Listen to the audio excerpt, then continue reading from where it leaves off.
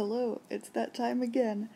So I watched 9 movies this time. I'm gonna make these short because I want to get into each movie a little bit actually, and the video isn't gonna be short. I just want to take a small amount of movies compared to the ones that I just kind of rapid fire ranked in part 1. So, the first one I watched is Antichrist, and that was a time. Honestly, it was just really bleak and dark and heavy, really. And some genital mutilation at the end, which okay, it didn't really disturb me. It was just kind of ow, but it was a good movie. I liked it. I guess it was fun. I mean, in the bad way. like I don't know. The part with the talking fox near the middle really scared me though. I took a half-hour break from it because I was just okay, I was not expecting that. But disturbing, I don't know. I'm gonna put it in not disturbing, but great. Boop, boop, boop. I also watched another one by the same director, Lars von Trier, called The House That Jack Built, and it's not on this list, but it was also kind of disturbing. It was I actually watched it before I even made the first part of this whole list thing. I definitely liked Antichrist more than The House That Jack Built. I don't know why I'm just rambling about that movie. He doesn't even go here.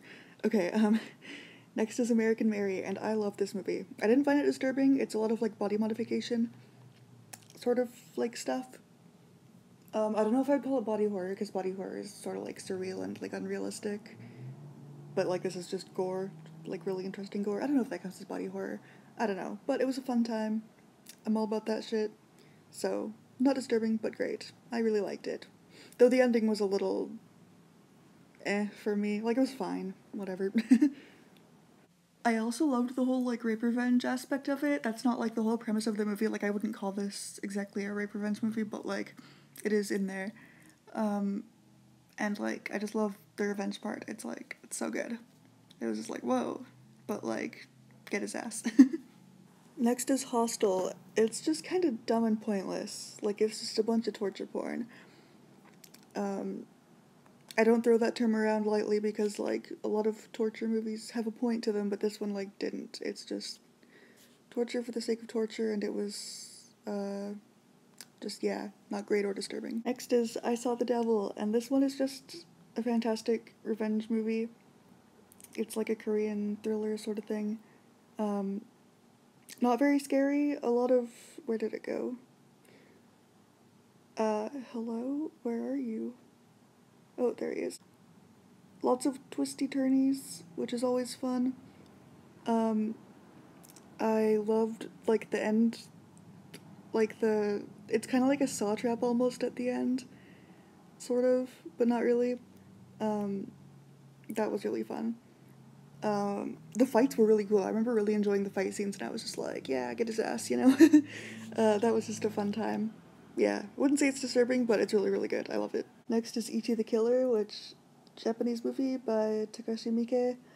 I'm gonna say it's not disturbing, but good. I wouldn't say it's as good as I Saw the Devil or anything. I actually didn't like it too much, but it's Takashi Miike. It's got some awesome parts in it, but I don't know, it just didn't stick with me, I guess, in the way that other movies on the list have. Also, I really didn't like Ichi. The guy on the cover is not Ichi. It took me to actually watch the movie to figure that out. I always thought the guy on the cover was Ichi, but no, he's not. I like this guy. He knows he's fucked up and he embraces it, but Ichi himself is just kind of annoying. It feels like you're supposed to feel bad for him, but then he goes and gets aroused by women being beaten up or murdered, and it's okay, dude. It's it just kind of felt weird. I know it's based on a manga, and everything felt real and good, except Ichi. He felt very whiny anime protagonist sort of. The end where he kills some people.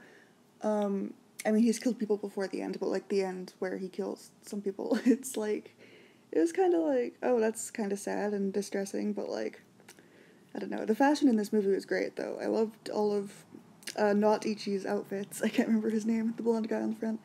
I also thought the gore was really cool. The practical effects were amazing, with people's skin being poked and stuff. There were a couple CGI effects that were not good, but it was still fun. Next we have Maniac. I finally finished it, and it was a waste of time, honestly, to me. I mean, that sounds mean, but like, I don't know. The guy is just really creepy in a bad way. It's just like, I don't know if it's just his face or like the way he's styled or like what he's doing in the movie because his character is a terrible person, but like, he was just so punchable. um, but yeah, I didn't like looking at him at all. There were some good tense parts, and like, there was a part that was like scary in like a good, fun, spoopy way. But disturbing, yeah. It wasn't great. I wouldn't watch it again. Did not like. Oh, not disturbing or wrong category. Hello. There we go. Yeah, not a fun time. Next is the Poughkeepsie Tapes, and this movie was great, and I never want to see it again. It's. Oh, where'd it go? Hello. It is just like so distressing. I remember like before I watched the movie, I saw like a GIF set on Tumblr of like this really creepy part. If you know, then you know, or maybe you don't. I don't know. But like, it kept me up at night, and I was like freaking out, and I like called my mom because I was like, I just saw this thing, and this is really creepy, and I don't like it. I don't know the context or what's going on here, but like, weird vibes, man. It was just really a bad time. But like watching the movie, it was fine because I had seen it before, and it's like, okay, I'm getting used to it. So, but like other parts were just like, bruh. the okay, I don't want to like spoil anything, but like just a little scene I want to mention because it was really good. There's these Girl Scouts that come to like this guy's house. The guy is like has kidnapped this girl, and so these Girl Scouts come to his house selling him cookies and whatever, and they just talk and then they leave, like he doesn't do anything to them. But then it's revealed that like his victim, like his actual victim, was like under the coffee table the whole time and just like unable to like communicate or anything, and that was just like, bruh. So yeah, that is going in great and disturbing. It was really good. It freaks me out. It ruined my life for a couple hours. It was just an absolutely awful time, but in a good way. Next we have May, and I'm like obsessed with this movie. I love it so much. It didn't really disturb me, but like, I feel like it's too like scary to just be scary. Like, it'll definitely disturb some people. It didn't really disturb me. Should I put it in disturbing or not disturbing? There were parts that were really creepy, but like overall I just found it more sad. Like, it's top tier in like the quality, like it's so good. Watch it immediately. I love it so much. And like, I really related to her because um she's a very awkward character. Like, she reads as like autistic, which I am also, and it's like, obviously her actions are bad, but like just her behavior, like her manners of like speaking and stuff, it's very relatable.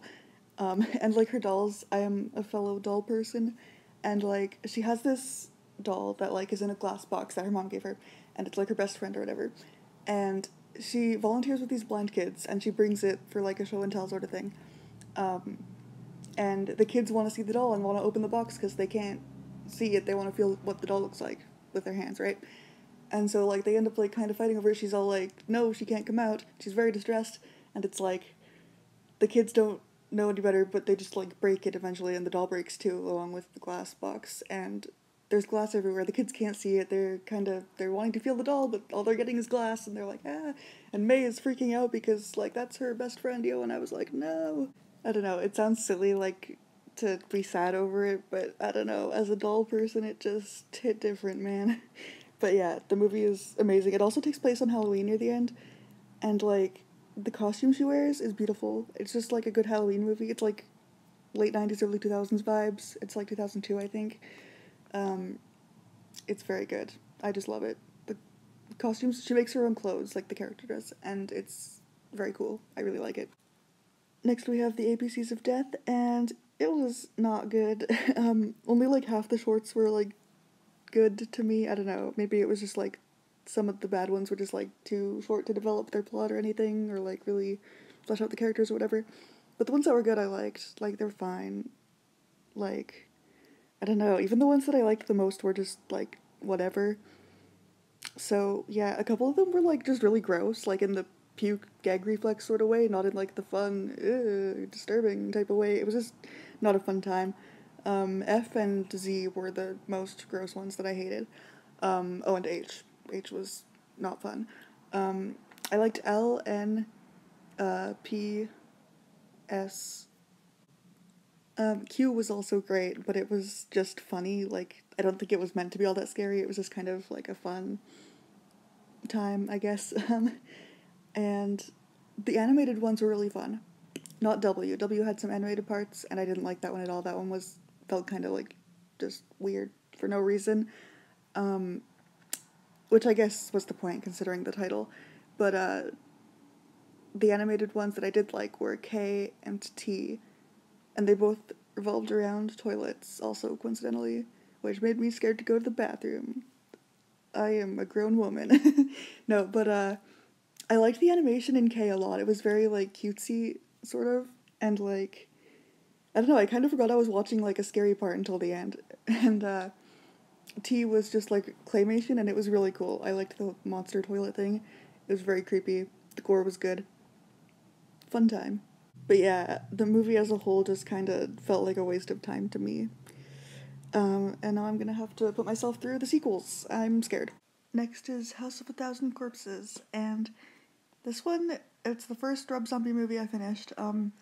I started watching his version of Halloween around this last year, actually, and I don't know, it was just too like crude for me. Like the first 15 minutes, I was like, okay.